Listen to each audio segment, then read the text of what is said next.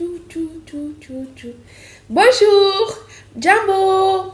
Bienvenue sur ma chaîne. Je m'appelle Jocelyne pour ceux qui ne me connaissent pas. Pour ceux qui me connaissent déjà, allez, bienvenue dans la team.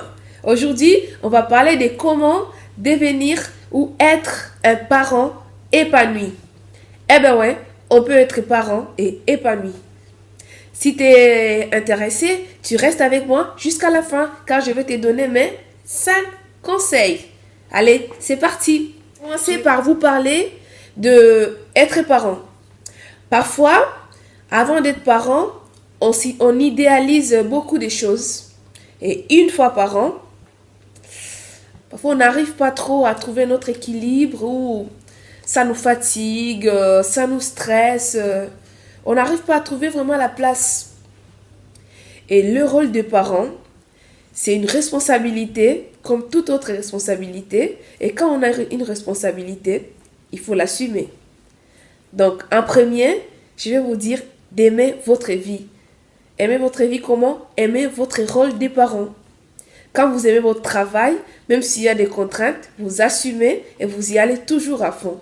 Et si vous aimez votre vie de parent, même si vous êtes fatigué, même si vous vous réveillez 10 fois la nuit, vous allez vous réveiller le matin avec le sourire, bien les cernes, fatigué, mais avec bonne humeur.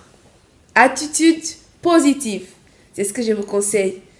Si vous mettez ça en tête, vous vous dites que votre enfant, il ne veut pas vous faire du mal, il est innocent, vraiment il ne réfléchit même pas.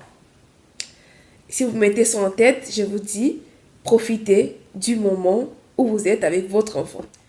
Profitez du moment que vous passez avec votre bébé. Profitez du moment que vous passez avec votre enfant, car ce sont des moments qui ne reviennent pas. C'est des moments qu'on ne vit qu'une seule fois. Deuxièmement, je vous conseille d'être à l'écoute. Écoute. Écoutez nos enfants, écoutez notre mari, écoutez notre femme. Les enfants, ils ont parfois beaucoup de choses à nous dire. Mais nous, on est ailleurs. On est sur notre téléphone. On est au téléphone avec les copines.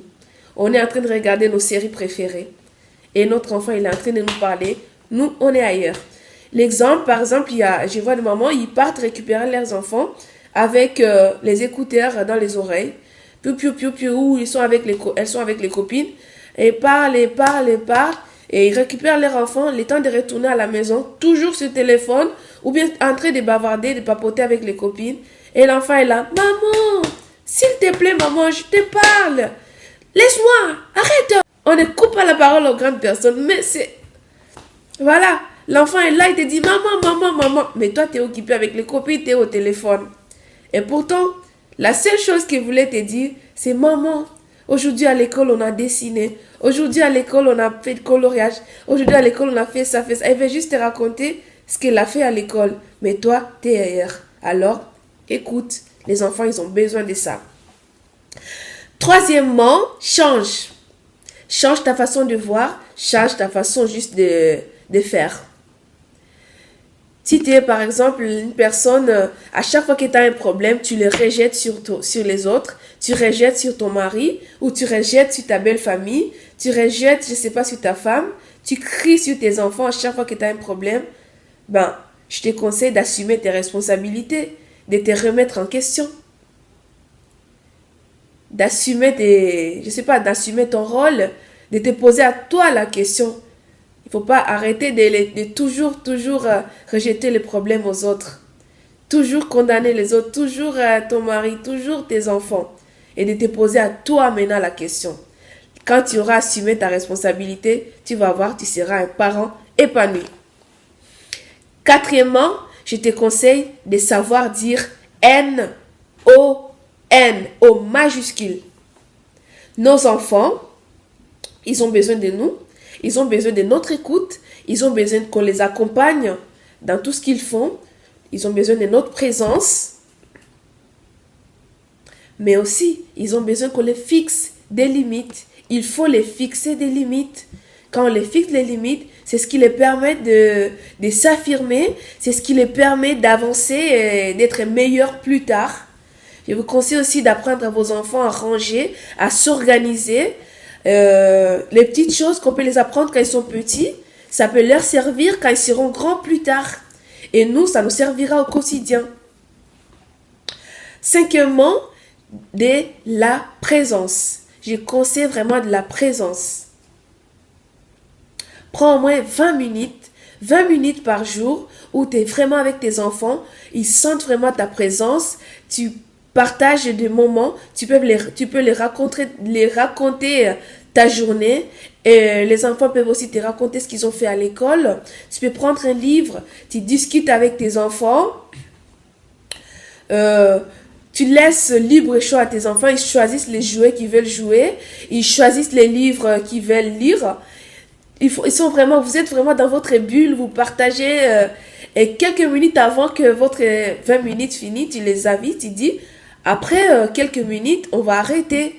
Parce que j'ai autre chose à faire. Comme ça, l'enfant, il sait. Et tout le temps, quand vous serez ensemble, il sait qu'avec papa, je passe quelques minutes. Après, il ira faire autre chose. Il y aura moins de frustration que de votre côté et du côté de votre enfant. Et à chaque fois, quand vous rentrerez à la maison, vos enfants, ils attendront seulement ces petits rendez-vous spéciaux. Et vous ne pouvez même plus vous en passer. Parce que ça sera un petit moment pour vous, un petit moment à vous, toi et tes enfants. Essaye et tu me diras. On dit toujours qu'il y a deux personnes qui sont heureux avec peu, mais il y a d'autres qui ont tout, mais ils n'arrivent pas à être heureux. Vous savez pourquoi? Parce que notre bonheur ou notre épanouissement ne dépend pas de tous nos problèmes ou des situations que nous avons. Notre bonheur et notre épanouissement dépendent de la façon dont on fait face à de l'attitude face à ces situations. Alors, j'ai fini par ici et je vous dis au revoir, mais essayez de me dire aussi ce que vous faites, de me donner aussi vos avis dans le commentaire ou m'écrivez sur mon mail parce que j'ai mis mon mail. N'oubliez pas de vous abonner à ma chaîne. N'oubliez pas, parce que je veux bien que vous puissiez vous abonner pour pouvoir voir mes vidéos, mes prochaines vidéos. J'ai beaucoup de thèmes, j'ai beaucoup de sujets. Vous pouvez aussi me proposer d'autres sujets pour qu'on puisse profiter ensemble, échanger et s'amuser, s'épanouir ensemble. Au revoir, à bientôt, je vous fais bisous. Kwaheri.